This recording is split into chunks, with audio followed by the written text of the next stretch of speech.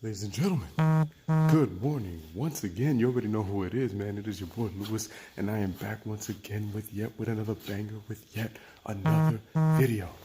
You guys already know the drill, man. Hit that like button, hit that subscribe button, hit that notification bell to always receive the latest and greatest content as I always try to provide for you guys, man. I truly appreciate it for always taking the time to watch my videos, and make sure at the end of the video to always like and share this video, man. And so, once again, love it and appreciate it, man. Thank you for the support as always. So, let's get right into this, man. Ladies and gentlemen, the Los Angeles Lakers are in big trouble. It may not seem that way because they're only 2.5 games out of the 8th spot, but last night's embarrassing loss to the Atlanta Hawks, have them 4 games back of the 7th seed. Now, LeBron James, they lost to the Atlanta Hawks 117-113. LeBron James had, 28 points, 11 rebounds, and 16 assists? That's real nice. Okay, great. He had a triple-double. Got it. He played 44 minutes. And what really upsets me about last night's game was the defense. They allowed the Hawks to hit 10 three-pointers in the first quarter. Once again, no defense. They turned up the defensive pressure a little bit with a little more intensity in the second quarter. Then once again in the third quarter, even though the Hawks only hit 6 threes the rest of the game, once again the Lakers defense was non-existent. They allowed 38 points in the first quarter and they allowed 35 points in the third quarter. In the fourth quarter, the Atlanta Hawks entered the quarter with 100 points. They only scored 17 points in the fourth.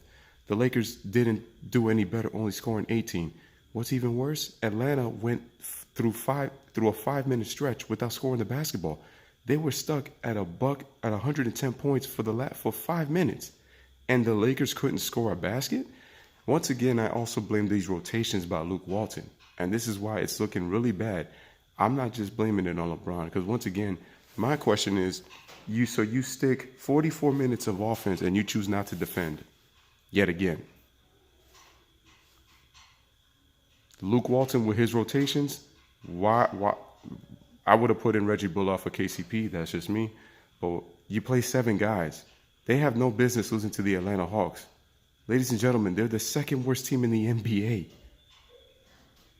To the New York Knicks in the Eastern Conference. You lost to an Eastern Conference team. And wait a minute.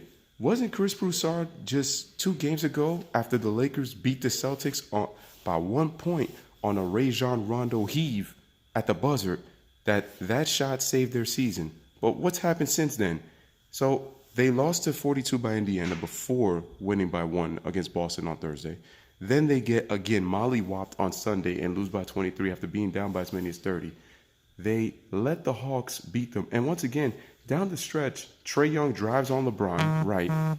And he just lays it up and gets it and 1. And I'm like, LeBron, you let Trae Young take you to the basket? Look, people want to say, oh, LeBron was tired. He played so many minutes. 44 minutes of no defense, and now you see if Lonzo was a better, consistent offensive player. I'm not talking about averaging 22 a game or something, giving you 14 to 15 points. It just shows you the value of Lonzo Ball when their Lakers are missing his defense. They are 10th in defensive rating when Lonzo Ball plays, and they are 23rd without him. Yeah, Luke Walton, for some reason, wants to play 7 guys, and you still find a way to lose to the Atlanta Hawks. That's just not a good look. So now you end the All-Star break with a game under 500, 4 games back of the 7th spot, and 2.5 out of the 8th spot. Ladies and gentlemen, let's not even forget that the Timberwolves and the Dallas Mavericks have 30 losses. So they're not too far from the Lakers themselves. The Lakers not too careful and they dig too much of a hole. Next thing you know, they're going to be in a position where even if they go on an 8 or 9 game win streak, it may be too late.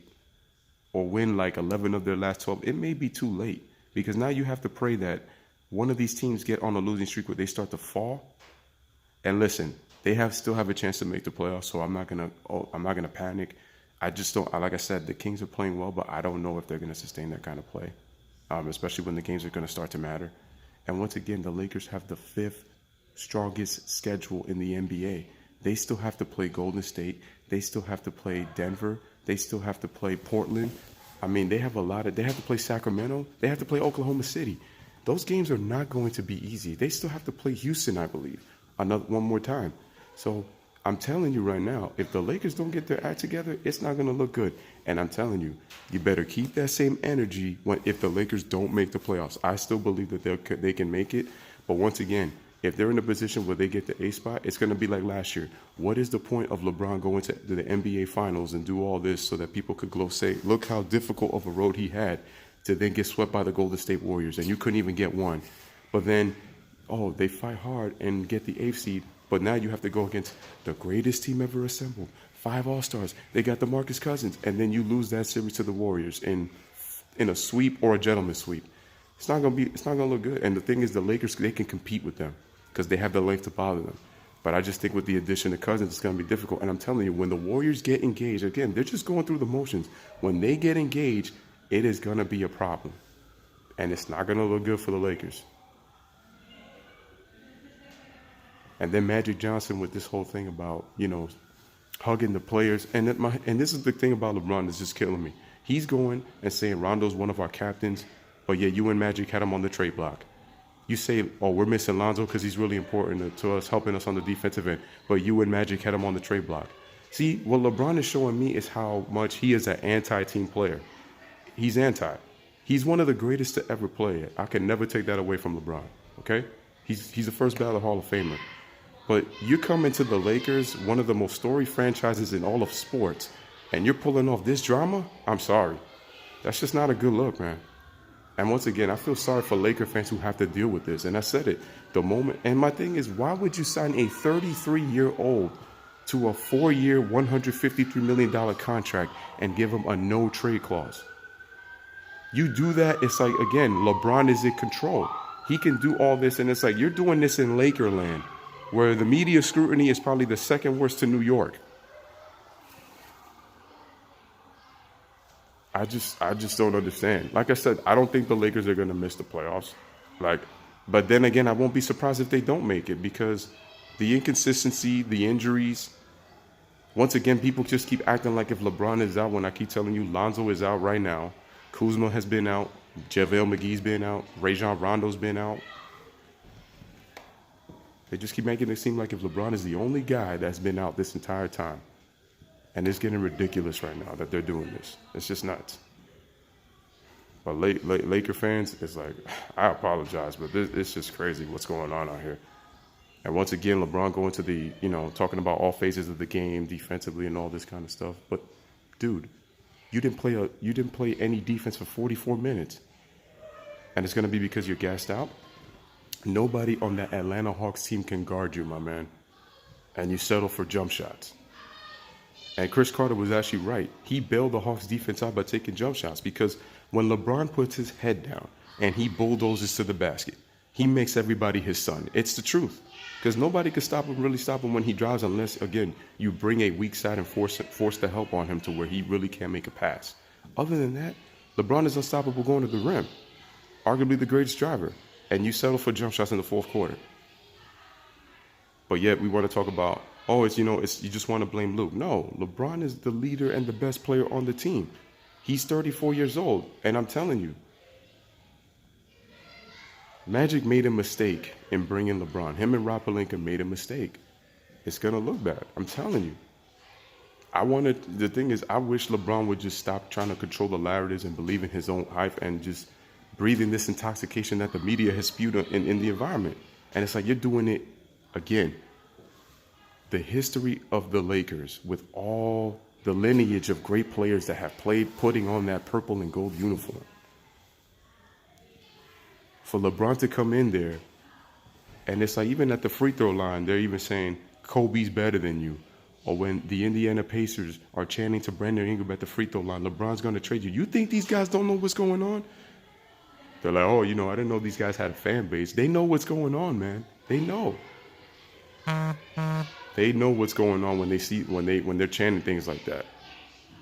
Atlanta fans is like, you didn't know they had a fan base, but it's like, again, they know what BS LeBron is doing right now.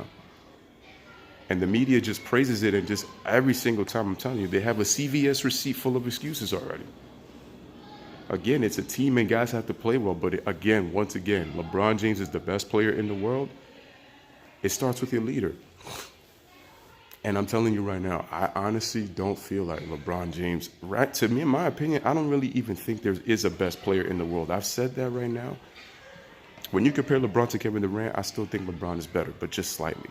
But I don't think LeBron James is the best player in the world anymore. And I'm just looking at the way he's played. I don't think he's the best. To me, he's one of the best, but he's not the best. And right now, to me, that crown is kind of empty. I know people have been saying KD, people have been saying Steph. People have their opinions, but I honestly don't think right now there is a clear front runner for best player in the game. Not anymore. Right now, it's like that mantle, to me, it's wide open. And my question is, who's going to take it? And I don't think it's LeBron, especially when I keep telling you guys, Michael Jordan made first team All NBA defense at 34 and 35 years old, and he was still the best player in the game. LeBron James stopped playing defense at age 29 when he came back to Cleveland. The last time he made it was 2014, making second team honors. The brother stopped playing defense in his prime.